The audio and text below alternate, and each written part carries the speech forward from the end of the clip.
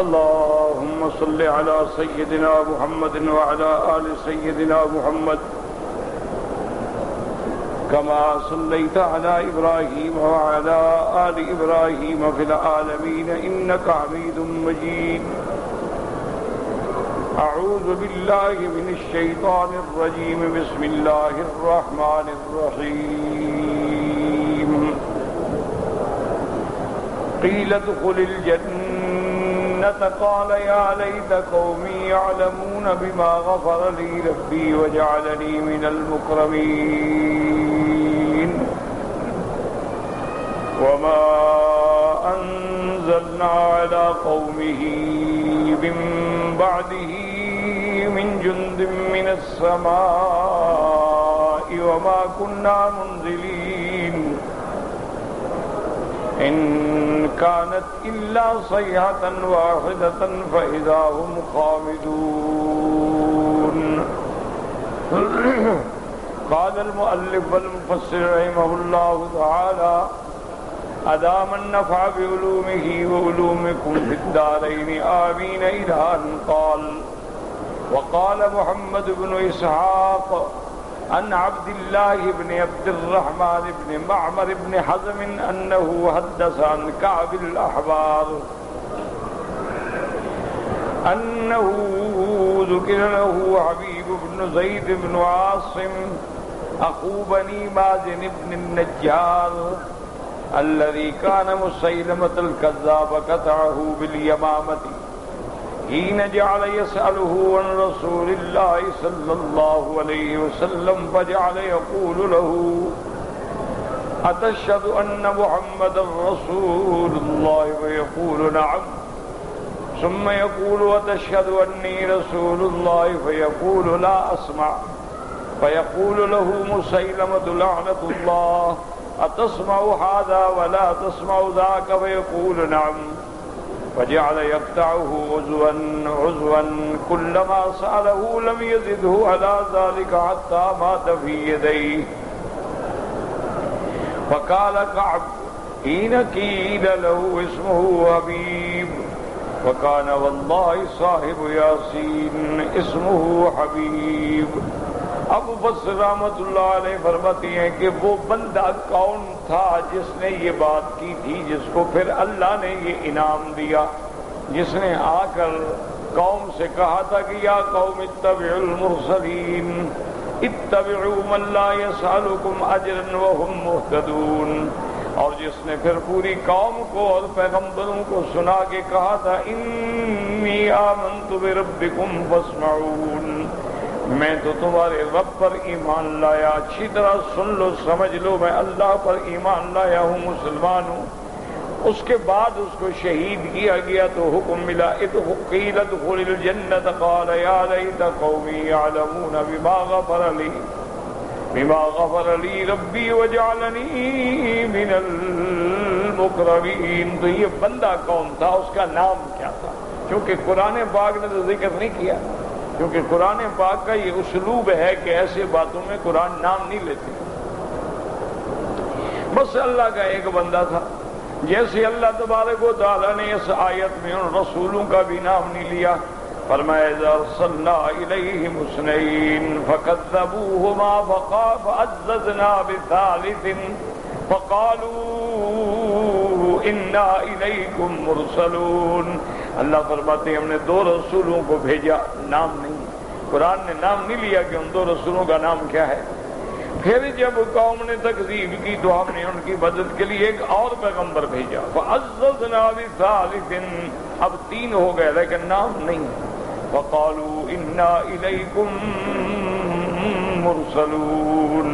اب جو نام ذکر کیے گئے ہیں کہ صادق، صدوق، شلوم، یہ تو کتب سابقہ کی باتیں ہیں، کیونکہ کعب احبار یا وہب منبہ جو ہیں وہ کتب اسرائیلیہ سے زیادہ روایتیں کرتے تھے، وہ سابقہ کتابیں ان کو مل گئی تھی، ان سے جو پڑھتے تھے سنا دیتے تھے۔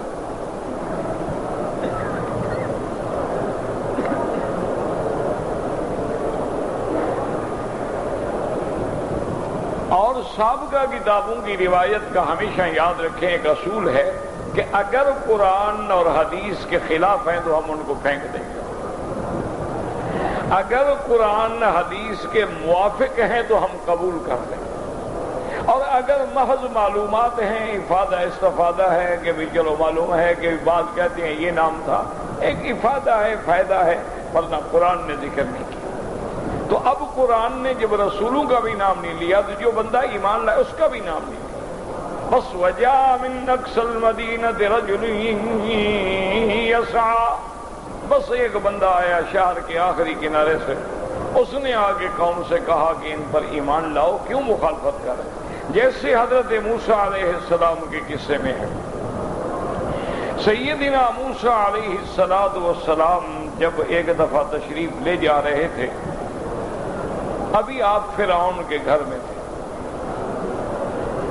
راستے میں آپ جب جنگل میں گزرے تو ایک آدمی چیخ رہا تھا مجھے بچاؤ مجھے بچاؤ مجھے بچاؤ۔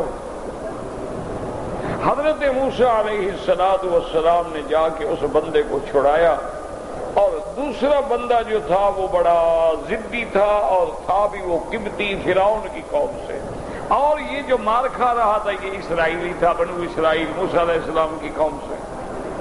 تو موسیٰ علیہ السلام فَقَذَفَهُ مُوسَىٰ فَقَضَىٰ عَلَيْهِ، موسیٰ علیہ السلام نے تھپڑ مارا، وہ مر گیا۔ لیکن اس بندے کا نام کیا تھا؟ قرآن نے ذکر کیا کہ وہ بنو اسرائیل میں جو تھا اس کا نام کیا ہے، وہ قبطی جس کو تھپڑ مارا گیا اس کا نام کیا ہے، کوئی پتہ۔ اسی طرح خدا کی شان یہ ہے کہ دوسرے دن بھی آپ شکار کے لیے جب نکلے تو دیکھا کہ پھر وہی بندہ مار بھی کھا رہا ہے اور چیخ بھی رہا ہے۔ تو قرآن کہتے ہیں ھذا من شیعتہ وھذا من عدوہ، یہ ان کی قوم میں سے تھا اور یہ دشمن کی قوم میں سے تھا، نام قرآن نہیں لیا ہے بالکل۔ اب موسیٰ علیہ السلام آگے بڑھے کہ چلو آپ نے فرمایا کہ تم بڑے گمراہ ہو، روزانہ مار کھاتے ہو، روزانہ لڑتے ہو لوگوں سے، کیا تم نے تماشا بنا رکھا ہے؟ لیکن آپ نے ارادہ کیا کہ چلو چھڑاؤں تو صحیح نا اس کو۔ جب آپ آگے بڑھے تو اس نے کہا شاید آج مجھے مارتے ہیں، تو وہ الٹا چیخ پڑا کہ اتريد ان تقتلني كما قتلت نفسا بالامس ان تريد الا ان تكون جبارا في الارض۔ وہ کہنے لگا اچھا کل بھی تم نے بندہ مار دیا تھا، آج ایک اور بندہ مارنا چاہتے ہو، تم زمین میں جبار بن گئے ہو۔ تو بہرحال تو جب قصہ ختم ہو گیا قرآن نے نام نہیں لیا وہ بندہ کون۔ اسی طرح قرآن کہتا ہے وَجَاءَ رَجُلٌ مِّنْ أَقْصَى الْمَدِينَةِ يَسْعَىٰ قَالَ يَا مُوسَىٰ إِنَّ الْمَلَأَ يَأْتَمِرُونَ بِكَ لِيَقْتُلُوكَ فَاخْرُجْ إِنِّي لَكَ لَمِنَ النَّاصِحِينَ۔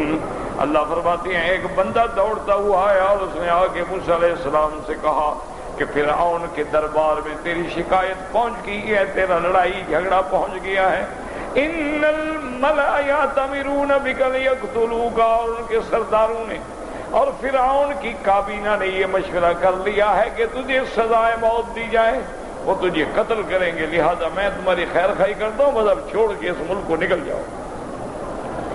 فخرج انی لک من الناصحین، قرآن نے نام نہیں لیا وہ کون بندہ، وہ کون آدمی تھا جس نے آ کے موسیٰ علیہ السلام سے کہا کیوں نام لینے کی ضرورت کیا ہے؟ اللہ نے ایک واقعہ بیان کیا کہ ایسا ہوا، اب وہ زید تھا، عمر تھا، بکر تھا، خالد تھا، کوئی تھا، اس لیے قرآن ایسے معاملات میں کبھی نام نہیں دیتا۔ اسی لیے حضرت موسیٰ علیہ السلام جب مدین میں پہنچے، اس علاقے کے کنویں پہ پہنچے اور لوگوں کو دیکھا کہ وہ آج پانی پلا رہے ہیں اپنی بکریوں کو، بھیڑوں کو، دمبوں کو، دیکھا کہ دو لڑکیاں بیچاری کھڑی ہوئی ہیں اور وہ اپنے بکریوں کو دھکے دے رہی ہیں کہ پانی کی طرف نہ آئیں، پانی کی طرف نہ آئیں، روک رہی ہیں۔ فوجد من دونهم امرأتين تذودان قال ما خطبكما قالتا لا نسقي حتى يصدر الرعاء۔ ہم نے فرمایا کیا بات ہے، کیوں روک، پلاؤ پانی۔ انہوں نے کہا نہیں ہم نہیں پلا سکتے، یہ لوگ جو پانی کھینچ رہے ہیں یہ پہلے اپنے جانوروں کو پلائیں گے، اگر بچے گا تو ہم پلائیں گے، ورنہ ہم نہیں پلا سکتے۔ تو ساتھ ایک اور کنواں تھا بڑا، اس پر بھی پتھر کا ڈھکنا تھا، موسیٰ نے اٹھایا اور ڈول کھینچے گا چلو تم ادھر سے پلے، لیکن ان عورتوں کا نام کیا تھا؟ قرآن نے نام نہیں دیا، حالانکہ وہ حضرت شعیب کی بیٹی ہے، لیکن قرآن نام نہیں لیتا۔ اس لیے ہمیشہ اصول ہے کہ اللہ کے قرآن کا یہ اسلوب ہے کہ جس چیز کی ضرورت ہی نہ ہو اللہ کیوں نام لے اس کو، اس لیے قرآن ایسے حالات میں کبھی بھی نام لے۔ اب موسیٰ علیہ السلام نے پلا دیا، ان میں سے ایک لڑکی واپس آ گئی، اِنَّا بِي يَدْعُوكَ لِيَجْزِيَكَ أَجْرَ مَا سَقَيْتَ لَنَا، اب کون تھی؟ قالت إِحْدَاهُمَا، ان دو میں سے ایک نے کہا، قرآن نے نام نہیں لیا۔ ہمیشہ یاد رکھو یہ اسلوب ہے اللہ کے قرآن کا کہ اللہ کا قرآن جو ہے وہ کلام ہے اللہ کا، اور کلام ملک الاملاک ہے، بادشاہوں کے کلام میں بھی اشارات اور کنایات اور اصول ہوتے ہیں، وہ تو بادشاہوں کا بادشاہ ہے، لہذا اس کے کلام میں کوئی ایک لفظ بھی بغیر ضرورت کے نہیں آتا ہے۔ وہی چیز آئے گی جس کی مخلوق کو ضرورت ہے، حاجت ہے، پریشانی ہے، ضرورت نہیں ہے واقعہ بیان کیا کوئی بندہ ہو، اس لیے قرآن کبھی نام نہیں لیتا ایسے۔ اور مفسرین کرام فرماتے ہیں ابہموہ کما ابہمہ اللہ، جس چیز کو اللہ نے مبہم رکھا ہے بلا وجہ بحث کی ضرورت کیا ہے کہ خامخواہ تم ٹکریں مارتے رہو اور تلاش کرتے رہو گے یوسف علیہ السلام کے بھائیوں کا نام کیا تھا، ابھی اللہ نے قرآن میں نہیں ذکر کیا، ضرورت کیا ہے ہمیں؟ جب اللہ فرماتے ہیں وجاء اخوت یوسف، بس یوسف کے بھائی آ گئے، بھئی ان کے نام کیا تھے کوئی پتہ نہیں۔ جب اللہ تبارک و تعالیٰ کسی چیز کا نام نہ لے تو اصول یہ ہے محققین کا، اور احتیاط اسی میں ہے کہ آپ اس بحث میں نہ پڑھیں۔ قرآن نے اگر ضرورت وَأَوْحَيْنَا إِلَىٰ أُمِّ مُوسَىٰ نَرْضِعِيهِ، اللہ فرماتے ہیں ہم نے موسیٰ علیہ السلام کی طرف وحی بھیجی، موسیٰ علیہ السلام کو دودھ پلا کے صندوق میں بند کر کے دریا میں ڈال دیں۔ موسیٰ علیہ السلام کی ماں کا نام کیا تھا؟ قرآن نے نام نہیں لیا۔ موسیٰ علیہ السلام کی والدہ نے دوسرے دن اپنی بیٹی سے، موسیٰ علیہ السلام کی بہن سے کہا کہ بیٹی بچاؤ پتہ تو کرو، وہ صندوق جو ہم نے دریا میں ڈال دی وہ کدھر گئی؟ وہ پکڑی گئی، کسی نے پکڑا، نکالا نہیں نکالا، موسیٰ علیہ السلام چلے گئے۔ قالت لأختہ قصیہ فبصرت بہ عن جنب، آپ نے ان کی بہن کیا نام ہے کوئی پتہ نہیں۔ اس لیے ہمیشہ قرآن کبھی نام نہیں لیتا ہے، الا صرف بی بی مریم کا نام لیا ہے، کیونکہ عیسیٰ علیہ السلام کو اللہ نے بغیر باپ کے پیدا کیا، کیونکہ عیسیٰ علیہ السلام کا باپ نہیں ہے تو لازماً عیسیٰ ابن مریم، عیسیٰ ابن مریم، عیسیٰ ابن مریم۔ واذکر فی الکتاب مریم اذ انتبذت من اہلہا مکانا شرقیا، تو یہ بلا وجہ لوگوں نے جیسے اصحاب کہف کے نام لکھ رکھے ہیں، اور اسی طرح یوسف علیہ السلام کے بھائیوں کے نام لکھ رکھے، یہ ساری اسرائیلی روایات ہیں، یہ ساری روایات جو ہیں کعب احبار اور وہب ابن منبہ سے ہیں، اور ان کے پاس وہی پرانی اسرائیلی کتابیں تھیں، وہ پڑھ کے لوگوں کو بتا دیتے تھے، سنا دیتے تھے، بس اس سے زیادہ کوئی بات نہیں۔ اب یہ واقعہ بیان فرماتے ہیں کہ انہو ذکر رہو حبیب ابن زید ابن عاصم، اس نے سنایا اخو بنی مازن ابن النجار، یہ بنی مازن نجار قبیلے کا آدمی تھا، الذی کان مسیلمۃ الکذاب قطعہ بالیمامہ، یہ وہ بندہ ہے جس کو مسیلمۃ الکذاب، یاد رکھو مسیلمۃ الکذاب نے حضور کی زندگی میں نبوت کا دعویٰ کیا تھا کہ میں بھی نبی ہوں، جیسے آپ کا ہے نا مسیلمۃ الپنجاب، اس نے پنجاب میں دعویٰ کیا، یہ مسیلمۃ الکذاب تھا، اس نے حضور کے زمانے میں دعویٰ کیا تھا نبوت کا،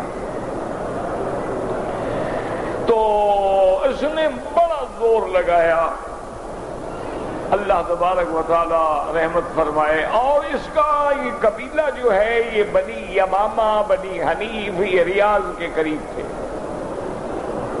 یہ جگہ جو ہے ابھی بھی مشہور ہے، وہ جگہ، وہ قبیلہ اور مقام مشہور ہے۔ 70,000 تو لڑکا جوان جو ہے اس کا مرید تھا، اتنا بڑی جماعت بنا لی اس نے، اور اپنے وقت کا بڑا ظالم انسان تھا۔ اتفاق یہ ہوا کہ یہ اخی بنی مازن النجار جو ہے یہ وہاں پکڑا گیا، اور اس کو پتہ لگا یہ مدینے کا آدمی ہے، بنو نجار جو ہیں یہ مدینے کا قبیلہ ہے اور میرے مدنی صلی اللہ علیہ وسلم کی والدہ کا خاندان ہے۔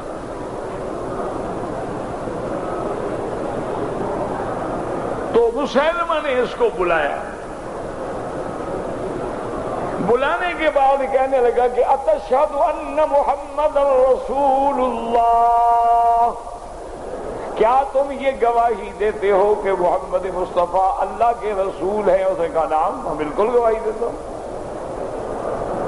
اس نے کہا اچھا یہ تو ٹھیک ہو گیا، اتشہد انی رسول اللہ، کیا تم یہ گواہی دیتے ہو کہ میں بھی اللہ کا رسول ہوں؟ اس نے کہا میں نے سنا ہی نہیں تم نے کیا کہا۔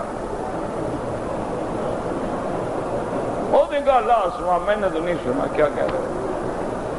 اس نے دوبارہ کہا اتشہد ان محمد رسول اللہ، کیا تم گواہی دیتے ہو کہ محمد مصطفیٰ اللہ کے رسول ہیں؟ انہوں نے کہا نعم اشہد انہ رسول اللہ۔ انہوں نے کہا اچھا یہ بتاؤ اتشہد انی رسول اللہ، گواہی دیتے ہو کہ میں بھی اللہ کا رسول ہوں؟ انہوں نے کہا اللہ سے میں نے سنا ہی نہیں۔ جب 2-3 دفعہ اس نے دہرایا تو مسیلمہ غصے میں آ گیا، کہنے لگا تسمعوا ھذا ولا تسمعوا ھذا، یہ عجیب بات ہے، یہ سن لیتے ہو یہ نہیں سنتے؟ اس نے کہا میں نہیں سنتا۔ تو مسیلمہ نے حکم دیا اور اس کے ایک ایک عضو کو کاٹنا شروع کیا، ہاتھ کاٹ دیا۔ اب بتاؤ، انہوں نے کہا اب بھی میں نہیں سنتا۔ دوسرا ہاتھ کاٹ دیا، ٹکڑے ٹکڑے کرتے کرتے حتیٰ کہ شہید ہو گئے، لیکن وہ محمد مدنی کی رسالت پر ایمان پہ قائم ہے۔ یہ میرے عزیز یہ ہر دور میں ہوتا آیا ہے کہ اگر تم صحیح معنوں میں مسلمان بنو گے تو پھر کٹھالیوں میں گزرنا پڑے گا،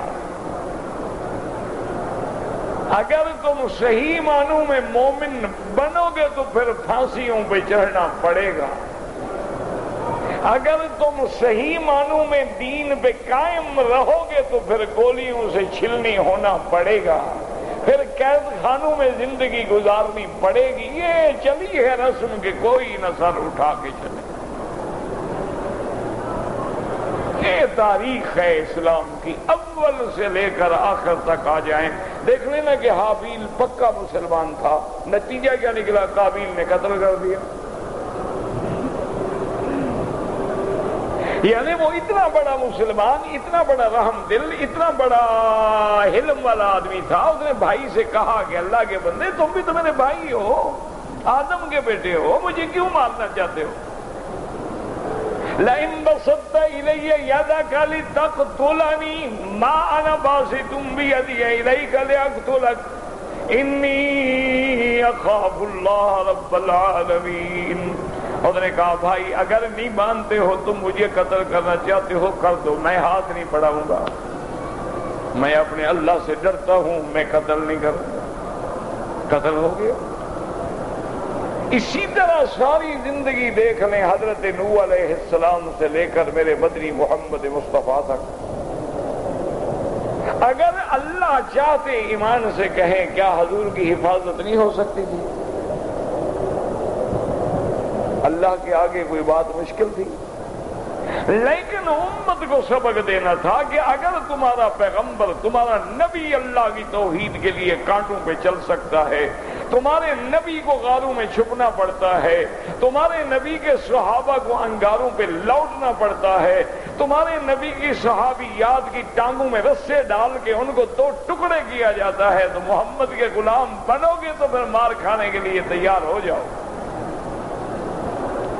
اور حلوے کھانے ہیں تو پھر مسئلے جھوٹے بیان کرو، مزے کرو، پیٹ بڑھاؤ، گردنیں موٹی کرو، باقی حساب کتاب جہنم میں انشاءاللہ۔ ورنہ یہ ہو نہیں سکتا کہ آدمی، اسی لیے قرآن ہے یہ کوئی قصہ کہانی، الف لام میم احسب الناس ان یترکوا ان یقولوا آمنا فہم لا یفتنون۔ اللہ نے فرمایا کیا لوگوں نے گمان رکھا ہے کہ ایمان لائیں گے میں ان کو آزماؤں گا نہیں؟ ان کا امتحان نہیں ہوگا؟ امتحان نہ ہوگا۔ امام احمد ابن حنبل رحمت اللہ علیہ کے پشت پہ 90 کوڑا مارا گیا۔ مورخین نے لکھا ہے اگر ایک کوڑا اونٹ کو مارا جاتا تو اونٹ بھی زمین پہ گر جاتا.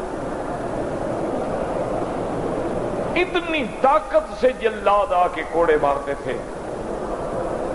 اور نعوذ باللہ ان کے چہرے پہ سیاہی مل کے گدے پہ بٹھا کے بازاروں میں پھرایا گیا. لیکن اللہ اس پہ کروڑوں رحمتیں فرمائے. جہاں سے گزرتے لوگ کٹھے ہو جاتے, فرماتے من یعرفنی فلیعرفنی, جس نے پہچان لیا ہے تو پہچان لیا, اور جس نے نہ پہچانا ہو انا احمد ابن حنبل, میں احمد ابن حنبل ہوں, میں اپنے اللہ کے عقیدے پہ قائم ہوں کہ قرآن اللہ کا کلام ہے, مخلوق نہیں.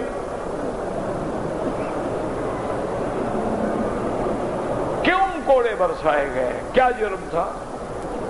کیوں امام ابو حنیفہ رحمت اللہ علیہ کو قید میں ڈالا گیا؟ کیا جرم تھا؟ کیوں شیخ الاسلام ابن تیمیہ رحمہ اللہ کو قید میں ڈالا گیا؟ کیا جرم تھا؟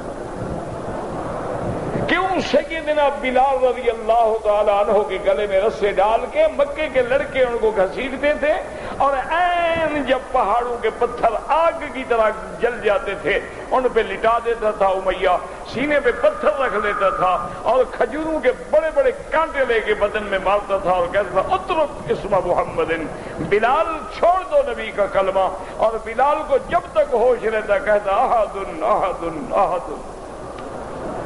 کیوں؟ تو تاریخ ہے میرے بھائی, آج بھی وہی تاریخ دہرائی جا رہی ہے. جتنے حلوہ خور ہیں, جتنے فتویٰ فروش ہیں, جتنے قبروں پہ سجدے کرنے والے ہیں, جتنے جھوٹے فتوے دینے والے ہیں, عہدے بھی ہیں, کاریں بھی ہیں, گاڑیاں بھی ہیں, پہرے بھی ہیں, آگے پیچھے ہٹو بچو بھی ہے, اور جو حق کی بات کہنے والے ہیں آج بھی وہ یا جیلوں میں سڑ رہے ہیں یا ان کی لاشیں پڑی ہوئی ہیں, کوئی جنازہ پڑھنے والا بھی نہیں.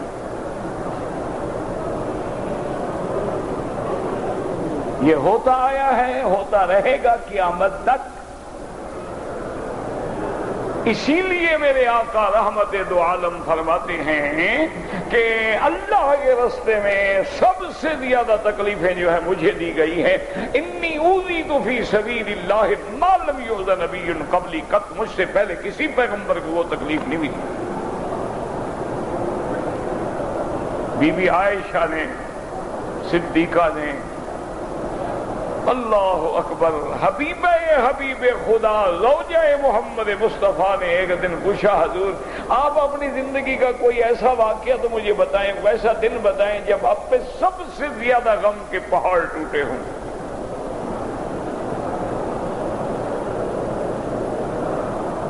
حضور نے فرمایا عائشہ میں جب مکے والوں سے مایوس ہو گیا کہ مکے والے تیری برادری قریش ایمان نہیں لے آتے, میں نے طائف کا سفر کیا اور حضور صلی اللہ علیہ وسلم طائف ایئر کنڈیشن کاروں میں نہیں, ہیلی کاپٹروں میں نہیں, ہوائی جہازوں میں نہیں, چیئر لفٹ پہ نہیں, پیدل پہاڑوں پہ چڑھ چڑھ کے محمد بدری نے سفر کیا.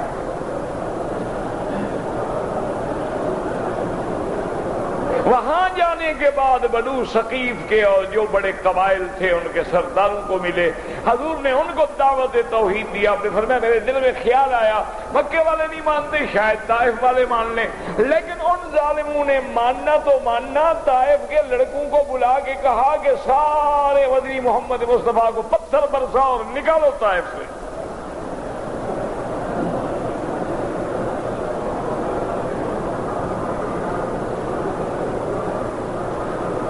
سرکار دو عالم کو پتھر مارے گئے, نعرے مارے گئے, مظاہرے کیے گئے, گلیوں میں نعوذ باللہ ہر وہ بات کی گئی جو دکھانے والی تھی. حضرت زید ساتھ ہیں, صحابی فرماتے ہیں حضور کے جسم سے خون بہ رہا ہے, آخر ہم طائف سے نکل آئے, حضور کے جوتے مبارک خون سے بھر گئے, چلنا مشکل ہو گیا. تمہارا خون بھی نکلا ہے اللہ کی توحید کے لیے, کتنی خون دیا ہے اللہ کی توحید کے لیے. اللہ اکبر اللہ اکبر. راستے میں عتبہ عتیبہ کا ایک باغ تھا بڑا, اس باغ کے جب قریب گزرے تو میں نے حضور سے کہا کہ یا رسول اللہ چلو ہے تو یہ بھی دشمنوں کا باغ ہے، لیکن جو درخت ہیں سایہ ہے، کچھ دیر بیٹھ کے سستا لیں، آپ کے پاؤں مبارک تو اب چلنے کے قابل نہیں رہے ہیں۔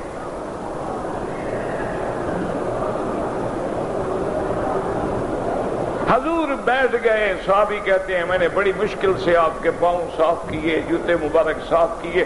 اچھا خدا کی شان یہ ہے کہ عتبہ عتیبہ بھی گھر میں باغ میں موجود تھے، دیکھ رہے تھے۔ انہوں نے اپنے غلام سے کہا کہ ایک پلیٹ میں انگور بھی اور پانی بھی لے کے جاؤ، ہے تو ہمارا دشمن لیکن آج ہمارے باغ میں جو آیا ہے۔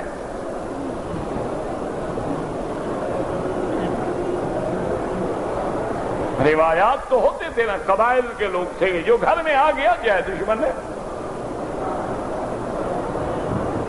وہ آیا اور اس نے حضور کا چہرہ دیکھا، حضور کو ملا۔ آپ نے فرمایا من این انت، کہاں سے ہو تم؟ مکے کے تو نہیں لگتے ہو۔ اس نے کہا یا رسول اللہ میں تو غلام ہوں۔ ان کا من نینوا، میں تو نینوا کے رہنے والا ہوں۔ اچھا، جہاں میرا بھائی حضرت یونس رہتے تھے۔ اس نے کہا یا آپ کیسے جانتے ہیں حضرت یونس کو؟ میں اللہ کے بندے، اللہ حضرت یونس نبی تھا، اللہ کا پیغمبر تھا۔ حضور نے حضرت یونس کا کس نے کہا اشہد انک محمد الرسول اللہ، میں کلمہ پڑھتا ہوں تو اللہ کا نبی ہے۔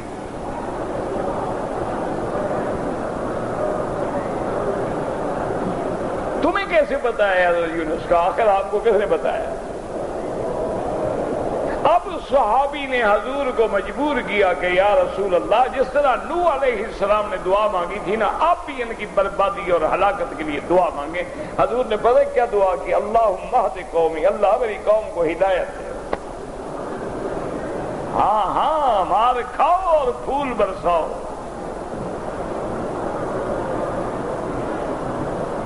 پاؤں لہو سے بھرے ہوئے ہیں، اور اللہ کا نبی اللہم الیک اشکو ضعف قوتی وقلت حیلتی وہوانی علی الناس۔ افسوس ہے مسلمان یہ ساری حدیثیں پڑھتے ہیں، دعائیں پڑھتے ہیں، حدیث پڑھتے ہیں، پھر بھی اپنے عقیدوں کا خیال نہیں کرتے۔ اس مشکل کی گھڑی میں اللہ کے پیغمبر نے نہ ابا آدم کو بلایا، نہ ابراہیم، نہ اسماعیل، نہ عیسیٰ، نہ موسیٰ۔ اللہم الیک اشکو ضعف قوتی وقلت حیلتی، یا اللہ میں اپنی کمزوری، اپنے اسباب کی قلت تیرے آگے رکھتا ہوں، نہ میرے پاس اسباب ہیں نہ طاقت ہے، میں کیسے ان کا مقابلہ کر سکتا ہوں؟ صحابی کہتے ہیں حضور آپ تو بد دعا کے بجائے دعا دے رہے ہیں۔ آپ نے فرمایا تمہیں پتہ نہیں، ہو سکتا ہے اللہ ان کے نسلوں میں سے کسی کو مسلمان کر دے۔ اللہ نے مجھے رحمت بنا کے بھیجا ہے، عذاب بنا کے نہیں بھیجا کہ میں ان کے لیے بد دعائیں کروں۔ یہ ہے امتحان کہ صحابی ٹکڑے ٹکڑے ہو گیا ہے، عضو کاٹا ہے مسلمہ بدبخت نے، لیکن وہ کہتے ہیں اشہد ان محمد رسول اللہ۔ اور یہ وہ مسیلمۃ ابن الکذاب ہے، یاد رکھو کہ جس کو حضرت سیدنا ابی بکر رضی اللہ تعالی عنہ نے اپنے زمانے میں جس سے جہاد کیا ہے، اس مرتد کو جس نے جمہوریت کا جھوٹا دعویٰ کیا تھا، اس مرتد واجب القتل کے خلاف جہاد کرنے والا ابو بکر ہے۔ کاش آج دنیا میں ارتداد ہے، آج دنیا میں کفر ہے، لیکن لا ابا بکر لہا، ابو بکر نہیں ہے۔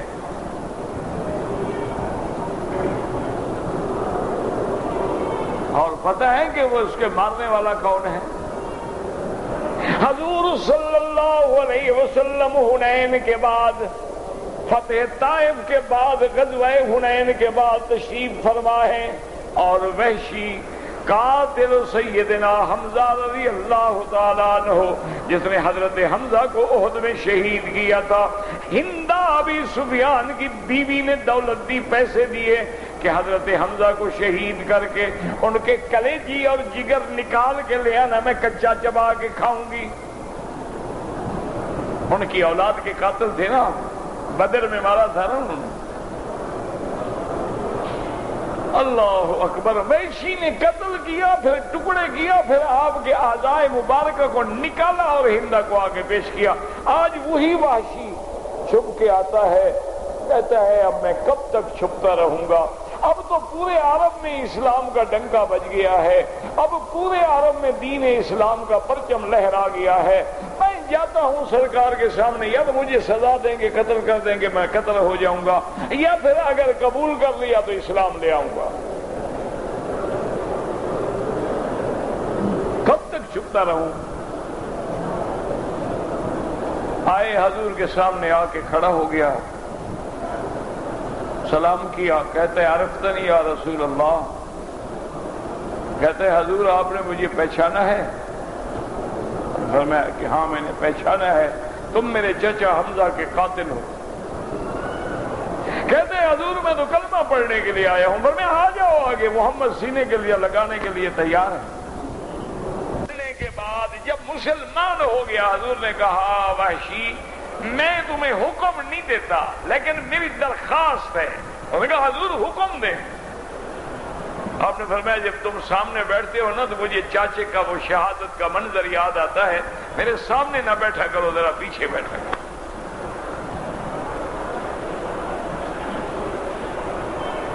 کھڑا ہو گیا، اس نے کہا تغیب عنک یا رسول اللہ. اس نے کہا حضور میری وجہ سے آپ کو تکلیف ہوتی ہے، آپ کو کبھی منہ نہیں دکھاؤں. بس بھاگ گیا. اللہ اکبر اللہ اکبر. اب مسیلمۃ الکذاب کے سامنے حضرت صدیق کی فوجیں کھڑی ہیں، صفیں مرتب ہو چکی ہیں. صحابہ کہتے ہیں ہم نے دیکھا دور سے ایک ابلک گھوڑے پہ سوار ہے، اور وہ گھوڑا ایسے اڑتا آ رہا ہے جیسے شاہین فضاؤں میں اڑتے ہیں، اور چہرے پہ اس نے ڈاٹھا باندھا ہوا ہے. ہم سوچ رہے ہیں پتہ نہیں کون آدمی ہے، کیسا گھوڑا، اتنا تیز اڑ رہا ہے گھوڑا. وہ کہتے ہیں ابھی ہم غور کر رہے تھے کہ اڑتا ہوا وہ اسی اپنے گھوڑے پہ پہنچتا ہے اور سیدھا مسلمہ پہ آتا ہے اور تلوار سے حملہ کر کے مسلمہ کو 2 ٹکڑے کر کے گرا دیتا ہے. اور پھر وہی اپنا ڈاٹا کھول کے کہتے ہیں فَلْتُ وَرَبِّ الْكَعْبَةِ، مجھے رب کعبہ کی قسم ہے آج میں نے محمد کے دشمن سے بدلہ لے لیا. صحابہ کہتے ہیں ہم نے سب نے مبارک دی، دل کا بھی دل کا یا وحشی. وحشی تجھے مبارک ہو کہ اسلام میں تم سے سیدنا حمزہ شہید ہو گئے.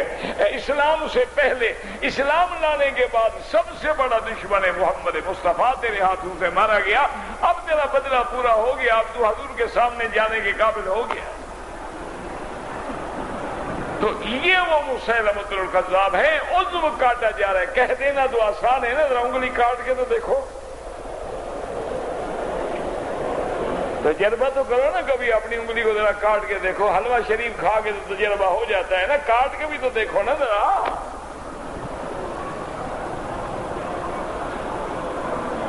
اللہ اکبر. مسلمانوں کو صرف اس جرم میں کہ اللہ کا نام لیتے ہیں الٹا لٹکا دیتے ہیں، ننگا لٹکا دیتے ہیں، برف کی سلوں پہ سلا دیتے ہیں اور ان پہ کتے چھوڑ دیے جاتے ہیں. جرم کیا ہے؟ ایمان سے کو بلا کیا جرم ہے؟ ایک بڑے ملک کا 10 آدمی کیا بگاڑ لیں گے؟ 200 400 500 600 1000 آدمی مخالف ہو جائے تو ملک کا کیا کر لے گا؟ بالکل وہی نقشہ ہے قرآن کا کہ جب سیدنا ابو بکر آئے اور کافروں نے اسی کعبے میں محمد مدنی پہ حملہ کیا تو سیدنا صدیق دوڑے اور کیا کہا تھا؟ اتقتلون رجلا اتقتلون رجلا ان یقول ربی اللہ. سیدنا صدیق آئے، کہا قریشی ہو کچھ تو عقل کرو، کیوں قتل کر رہے ہو، کیوں مارنا چاہتے ہو؟ اس کا جرم کیا ہے؟ وہ کہتا ہے میرے رب، میرے اللہ کو الوہیت کا اقرار کر لو. قد جاءکم بالبینات من ربکم، اور جو کہتا ہے اس کی دلیل بھی دیتا ہے، آیات بھی دیتا ہے، بینات بھی دیتا ہے. اگر تمہارے عقیدے میں جھوٹا ہے تو اپنی سزا بھگتے گا، اور اگر وہ سچا ہے تو پھر تم کو وبال بھگتنا پڑے گا. کیوں مارتے ہو؟ قریش نے حضور کو چھوڑ دیا، ابو بکر کو مار مار کے بے ہوش کر دیا.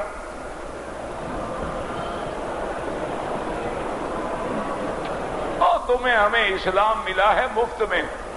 پٹواری نے لکھ دیا کھاتا مسلم، فلان ولد فلان ولد فلان، دادا بھی مسلم، باپ بھی مسلم، آپ بھی مسلم. ماشاءاللہ ہوائی جہازوں پہ آئے، ایئر کنڈیشن پہ بیٹھے، مکے میں آ کے ہوٹلوں میں رہے، کھانے کھائے، ماشاءاللہ جی عمرہ شریف کر کے جا رہے، پتہ ہی نہیں کہ طواف کیا ہے.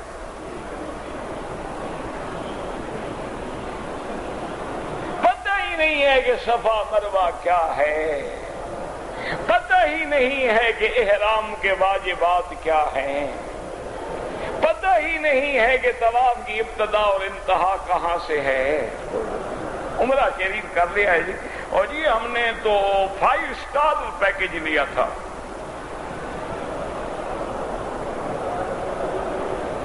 یقین فرمائیں، اے دراز سے خدا مجھے بچائے، میں تو خود ایک جاہل طالب العلم آدمی ہوں. یقین کریں میرا اپنا تجربہ یہ کہتا ہے کہ کم از کم آنے والوں میں 90% آدمی کو طواف کرنے کا طریقہ نہیں آتا. طواف کر رہے ہیں اور بلا رہے، اچھا بھائی تمہارے کتنے چکر ہو گئے؟ انہوں نے کہا میرے 3. اچھا میرے 6 ہو گئے بھائی. اللہ کہہ لیں اور جب تیرا سینہ پھر گیا کدھر گیا طواف؟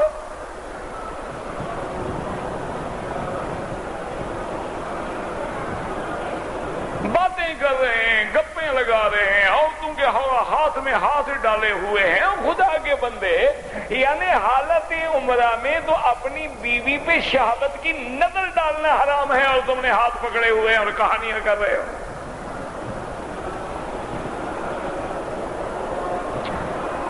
کس بندے کو پتا نہیں ہے کہ بھئی نماز میں اگر عورت آگے آ جائے نماز نہیں ہوتی؟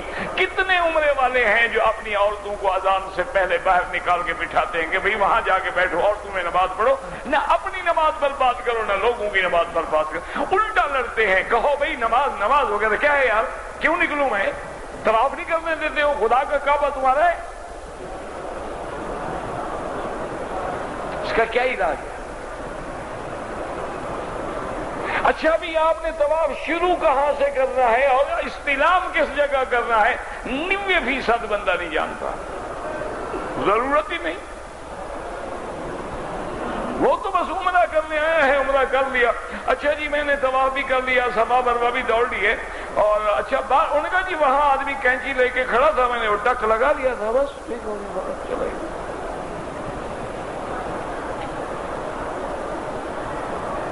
اللہ کا نبی اس طرح پھرواتا ہے، امتی ٹک لگواتا ہے. اللہ کے نبی نے 4 عمرے کیے ہیں اور 1 حج کیا، اس طرح پھروایا. اس کے بال خراب ہو جائیں گے نا جی، فیشن خراب ہو جائے گا، میک اپ خراب ہو جائے گا، واپس جائیں گے لوگ کہیں گے گنجو آ گیا بھائی. پھر کس نے؟ حکیم نے نسخے میں لکھا تھا کہ 2 تولے گازبان اور 1 عدد عمرہ. نہ ہو کوئی ضرورت نہیں، اللہ کا کعبہ آباد ہے، آپ بالکل کوئی فکر نہ کریں. آنا ہے تو میری انسان بن کے آؤ، معتمر بن کے آؤ، اللہ کے دروازے کے سائل بن کے آؤ.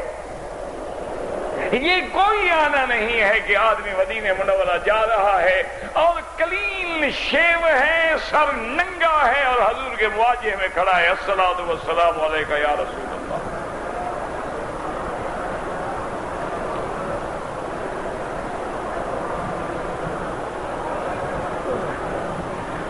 پہلے دور میں تو حیا والی اولاد باپ کے سامنے سر ننگا نہیں کرتی تھی، سگریٹ نہیں پیتی تھی.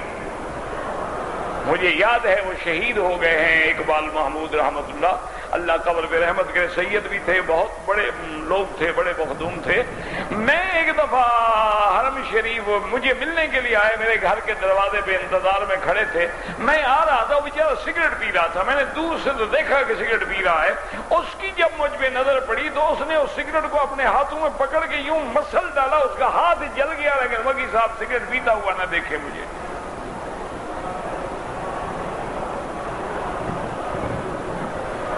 اور اور ہمیں اتنا شرم نہیں، ادھر ہم کہتے ہیں حضور مختار کل ہیں، حضور عالم الغیب ہیں، حضور سب کچھ جانتے ہیں، حضور سب کچھ دیکھتے ہیں، ہر چیز حضور کے سامنے ہے، پھر امتی تازہ کلین شیو کر کے سر نکا کر کے کھڑا ہے، تو پھر یہ عقیدہ بھی ہے اور اتنی گستاخی بھی ہے۔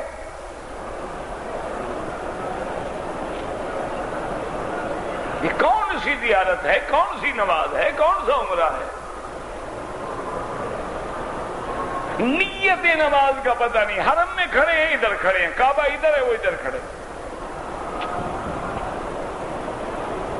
نیت نماز کا پتہ نہیں، ایسے کہ اللہ اکبر، کوئی اللہ اکبر، اللہ کے بندے یہ دونوں ہاتھ سیدھے ہوں اور اس کا رخ بھی کعبے کی طرف ہو جب نیت کرو۔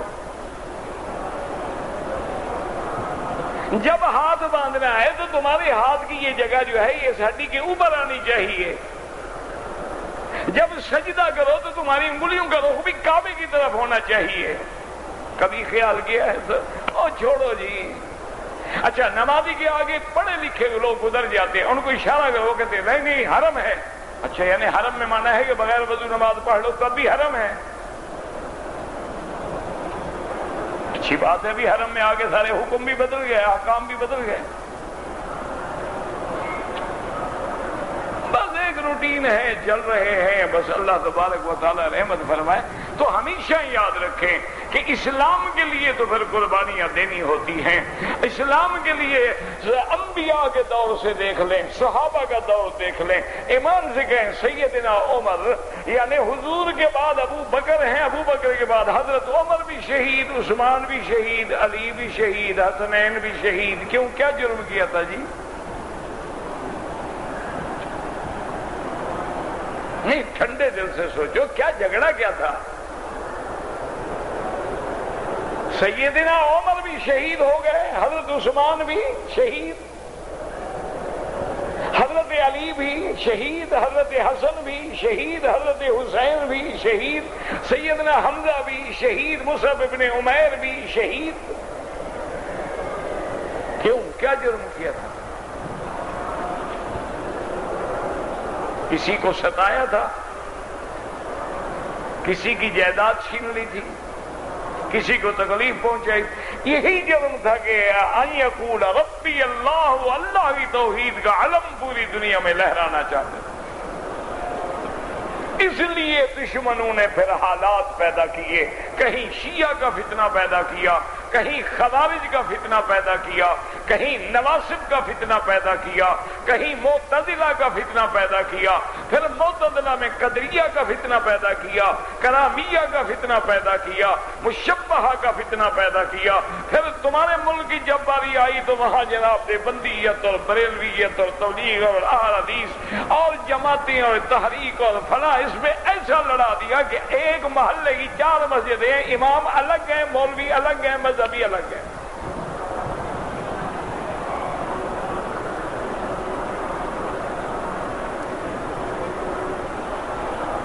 یہ سب اللہ کی ناراضگی ہے، اللہ تعالی کا عذاب ہے۔ اللہ نے قرآن میں خود فرمایا ہے کہ عذاب کی ایک قسم یہ ہے یلبسکم شیعا، میں تمہیں ٹکڑے ٹکڑے کر دوں گا، وَيُذِيقَ بَأْسَكُمْ بَأْسَ بَعْضٍ، ایک دوسرے کو مزہ چکھا ڈالیں گے۔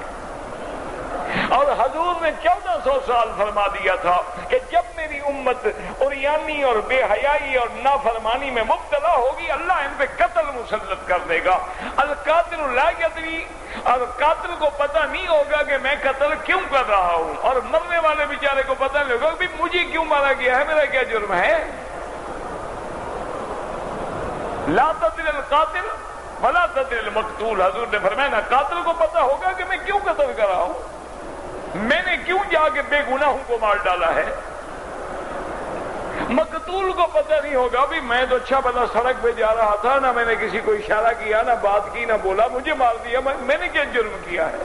یہ اصل کیا ہے؟ اللہ کا عذاب ہے کبھی وہ بھوک کے ذریعے مسلط کر دیتے ہیں، کبھی پانی چھین لیتے ہیں، کبھی رزق چھین لیتے ہیں، کبھی روٹی چھین لیتے ہیں، کبھی ظالم حاکم مسلط کر دیتے ہیں، اور کبھی آپس میں انتشار و افتراق پیدا کر دیتے ہیں، اور کبھی ایک دوسرے پر قتل مسلط کر دیتے ہیں۔ سب عذاب کی قسمیں ہیں، اور اس کا حل کوئی نہیں ہے، نہ حکومتوں کے پاس ہے، نہ فوج کے پاس ہے، نہ ایلیٹ فورسز کے پاس ہے۔ اس کا ایک ہی حل ہے کہ ساری قوم مجموعی طور پہ اللہ کے دروازے پہ گر جائے، توبہ کرے، اللہ کی طرف لوٹ جائے۔ کوئی حل نہیں، ان کو کوئی دنیا کی طاقت نہیں روک سکتی۔ ہمیشہ یاد رکھیں، امن ہو نہیں سکتا ما سوا اس بات کے، امن ہوتا ہے عدل سے، ظلم سے امن نہیں ہوتا۔ عدل ہے نہیں، تو اس لیے اللہ نے قرآن پاک میں واقعہ فرمایا کہ جو پھر میرے راستے میں شہید ہو جاتے ہیں نا، ایسا نہ سمجھو ہم ان کو اسی وقت جنت کے مزے دکھا دیتے ہیں۔ قیل ادخل الجنت قال یا لیت قومی یعلمون بما غفر لی ربی۔ وہ جب جنت کے نعمتوں میں داخل ہوا تو کہنے لگا کاش میری قوم کو پتہ چلتا کہ میرے مولا نے میرے ساتھ کیا معاملہ کیا ہے، میری ساری خطائیں معاف کر دی ہیں، وجعلنی من المکرمین، اور مجھے عزت والا احترام والا بنا دیا ہے کہ مرنے کے بعد بھی میں جنت کی نعمتوں کے اندر مستفید ہو رہا ہوں۔ جب تم اللہ کے لیے قربانی دیتے ہو تو پھر اللہ کی مدد بھی آ جاتی ہے۔ سیدنا ابراہیم الخلیل علیہ السلام سے کسی نے پوچھا ایو ایام انعم الیک یا خلیل اللہ، حضرت خلیل تیری زندگی کے سب سے بہتر دن کون سے تھے؟ آپ نے فرمایا الذی قضیت فی النار، جب میں آگ کے اندر بیٹھا تھا وہ سب سے بہتر دن تھے میرے۔ آگ کے اندر بیٹھا ہے، دشمن سمجھتا ہے آگ جل رہی ہے، اللہ فرماتے ہیں قلنا یا نار کونی بردن وسلام علی ابراہیم، لباس جنت کا، کھانا جنت کا، اور آگ اندر برد و سلام بن چکی ہے۔ نمرود اپنے محل پہ کھڑا ہے، خوش ہو رہا ہے کہ میرا دشمن جل گیا ہے۔ اللہ نے حکم دیا جبرائیل حاضر رب جلیل، فرمایا آگ کے پردے ذرا ہٹا دو، دیکھنے دو دشمن کو کہ میں نے اپنے دوست کی کیسے حفاظت کی ہے۔ اب آگ کے پردے ہٹے اور نمرود نے دیکھا کہ ابراہیم الخلیل تو جنت کا لباس پہن کے کہتے ہیں نعم الرب رب ابراہیم، ابراہیم میں تمہارا دشمن تو ہوں لیکن رب تیرا سچا رب ہے۔ ایک دن ان کو بھی ماننا پڑے گا کہ رب سچا محمد کا رب ہے، دین سچا دین محمد ہے، اور مذہب سچا مذہب اسلام ہے۔ آج مان لو یا کل مان لو، جتنا مرضی آئے کفر زور لگا لے، یہ بھڑکتا ہے چراغ صبح جب خاموش ہوتا ہے۔ یہ ان کی آخری بھڑکے ہیں، آخری تڑپے ہیں، ان کے مٹنے کا وقت قریب آ گیا ہے، اور اسلام کے غلبے کا وقت قریب آ گیا ہے۔ تم نہیں آؤ گے، تم فکر نہ کرو، تم حلوے شلوے کھاؤ، اللہ کے پاس اور بڑی مخلوق ہے۔ تم 11ویں شریف، 12ویں شریف، 27ویں شریف، رجبی شریف، عرس شریف، کل شریف، 7 جمعراتیں شریف، اور چہلم شریف، اور کونڈے شریف، بس یہ تمہارا دین ہے، اسی میں لگے رہو۔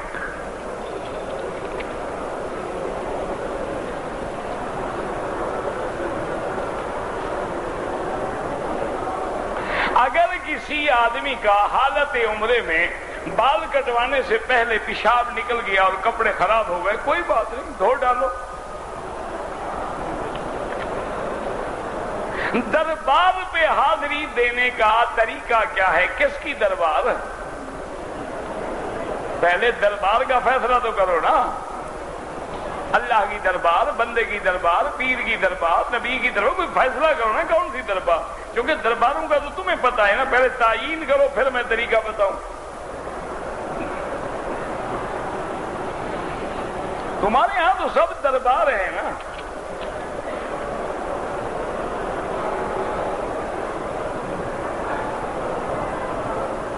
او بھائی چینل فلانا کون سا تم نے قائم کر دیا ہے، تمہیں تکلیف بھی ہو گئی ہے؟ وہ تو ایک بات ہے کہ دشمن کا مقابلہ انہی ہتھیاروں سے کرو جو دشمن استعمال کر رہا ہے، اس کے بعد ٹیکنالوجی ہے، تم بھی ٹیکنالوجی جدید حاصل کرو۔ یہ کبھی نہیں ہو سکتا ہے کہ تم ٹینک کا مقابلہ ڈنڈے سے کرو، یہ کوئی شریعت نہیں ہے۔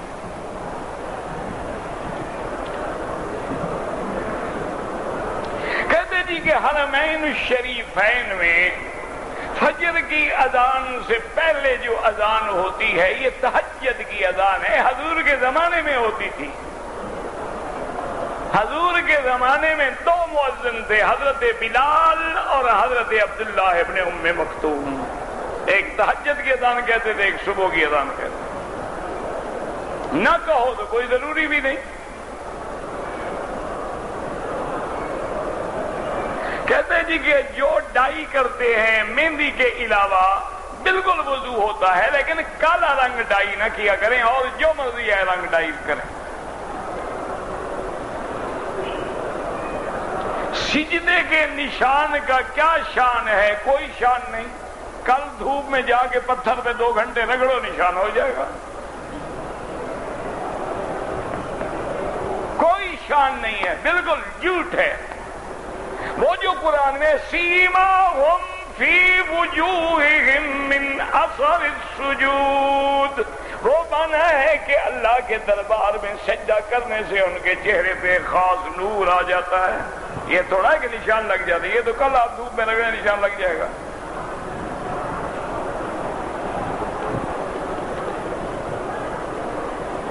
میں روزانہ حسبنا اللہ و نعم الوکیل پڑھتا ہوں، بالکل پڑھیں۔ کوئی اس کو جمع کے صیغے سے پڑھوں یا واحد؟ کون سے جمع کے صیغے سے؟ حسبنا اللہ خود بخود جمع ہو گیا، و نعم الوکیل اس کی ذات وہ تو مفرد ہے، اس کو تو جمع آپ کر نہیں سکتے۔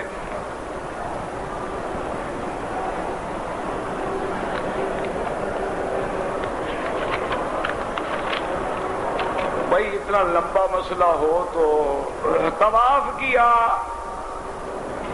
میں نے صفا مروہ نہیں کیا، سر پہ مشین لگا دیا، ماشاءاللہ ایک بکری دم پڑ گیا کہ آپ نے صفا مروہ کا واجب چھوڑ دیا۔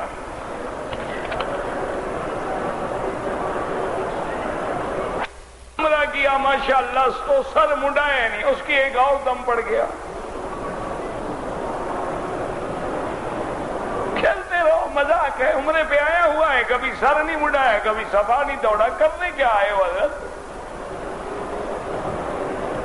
مذاق ہے، کوئی تماشے پہ آئے تھے، ڈرامہ ہے؟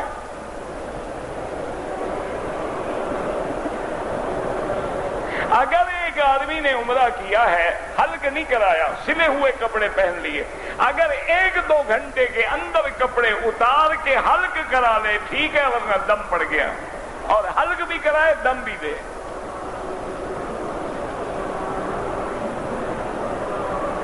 عین میں حضور نے تو قبلتین میں رخ تبدیل نہیں کیا، کس نے کہا ہے آپ کو؟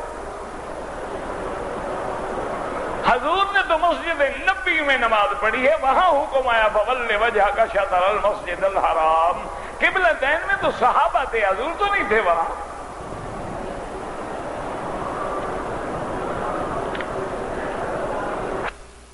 سسر کا قرضہ دینا ہے، ان کے وصال کو 4 سال ہو گئے ہیں، میری بیوی کے حصے میں زمین آتی ہے، میرا سالہ جو ہے زمین کی آمدنی لے رہا ہے، تو قرضہ ادا کرے، اس کا بیٹا ہے، اس پر زیادہ ذمہ داری ہے کہ باپ کا قرضہ ادا کرے۔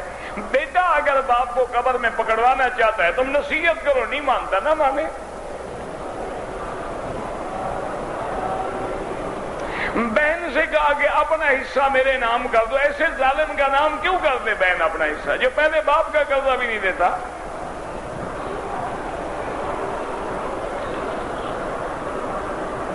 رکن یمانی یمن کی جانب ہے، حیثیت یہ ہے کہ یہاں میرے مدنی پاک نے استلام فرمایا ہے، اور یہ بھی حدیث میں آتا ہے کہ وہاں اللہ کے فرشتے ہوتے ہیں، جب آدمی بسم اللہ اللہ اکبر وللہ الحمد اللہم انی اسألک العفو والعافیہ ربنا، فرشتے کہتے آمین، اللہ اس کی دعا منظور فرما۔ حتیم کی گلائی کے متعلق کوئی بتائے؟ کیا گلائی کے متعلق بتائیں؟ آپ لکھیں نا گلائی کے بارے میں کیا پوچھنا چاہتے ہیں آپ؟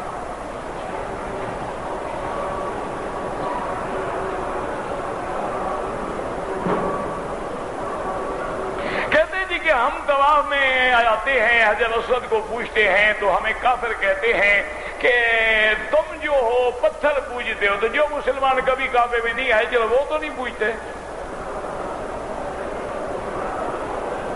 یہ کیا بات ہوئی؟ ہم نے تو اس کعبے کی طرف پہلے نماز ہی نہیں پڑھی، مسجد اقصی کی طرف نماز پڑھتے تھے، اس کو ہم پشت دے کے کھڑے ہوتے تھے. ہم تو حکم خدا کے تابع ہیں. اللہ کے نبی نے بوسہ دیا حجر اسود پہ دیتے ہیں، مقام ابراہیم پہ نہیں دیا، نہیں دیتے. اگر تمہیں بھی اپنے بتوں کے بوسہ دینے کا حکم خدا نے دیا ہے تو کسی وید میں دکھا دو.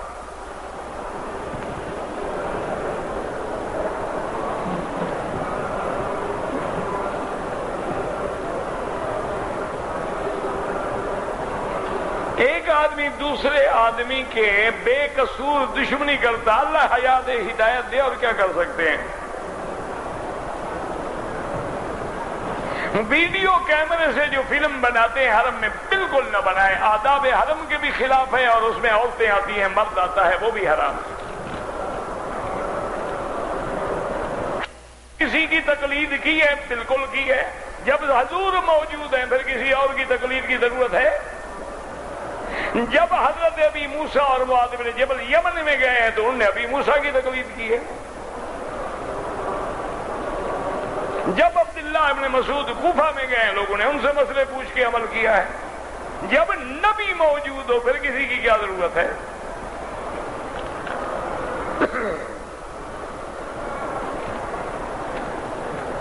یاد رکھیں یہ حکم خدا ہے. فاسألوا اہل الذکر ان کنتم لا تعلمون اہدنا الصراط المستقیم صراط الذین انعمت علیہم. بغیر امام کے تیری نماز ہی نہیں ہوتی کہ اکیلے پڑھ لو. ابھی نہ پڑھو عشاء امام کے پیچھے. تو کوئی حکمت تو ہے نا کہ اللہ نے ہمیں 5 دفعہ ایک امام کے پیچھے کھڑا کیا ہے کہ جب اللہ اکبر کہے جھک جاؤ، جب اللہ سمع اللہ کہے اٹھ جاؤ. ماہواری کی حالت میں عورت حرم میں آ سکتی، اپنے ملک کی مسجد میں نہیں جا سکتی. اللہ کا حرم اس سے بھی کم شان والا ہے. وہی عقل کرو، بھوسا تو نہیں بھرا ہوا نا دماغ میں.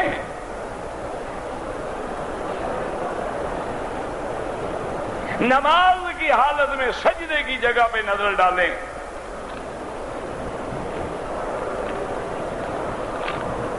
پتہ نہیں لگتا کہاں سے لکھ دیا ہے. کس کو لکھا ہے پتہ نہیں، مجھے تو سمجھ نہیں آتی لکھا کیا ہے. ربنا تقبل منا انك انت السميع العليم وتب علينا انك انت التواب الرحيم. اللهم نور وجوهنا بنور الايمان، نور قلوبنا بنور العرفان. اللهم ارزقنا علوم الاحاديث والقران. اللهم احفظنا واحفظ اهلنا اولادنا بناتنا ازواجنا ذرياتنا بيوتنا وبيوت المسلمين عن الشرور والفتن ما ظهر منها وما بطن. اللهم احفظ سائر بلاد المسلمين وهذا البلد الامين فاجعلها امنا مطمئنا سخاء رخاء الى يوم الدين. اللهم انصر الاسلام والمسلمين. اللهم انصر المجاهدين في كل مكان. اللهم اهلك اعداءك اعداء الدين. اللهم انزل عليهم باسك الذي لا يرد عن القوم المجرمين. وصلى الله تعالى على خير خلقه سيدنا محمد وآله وصحبه اجمعين.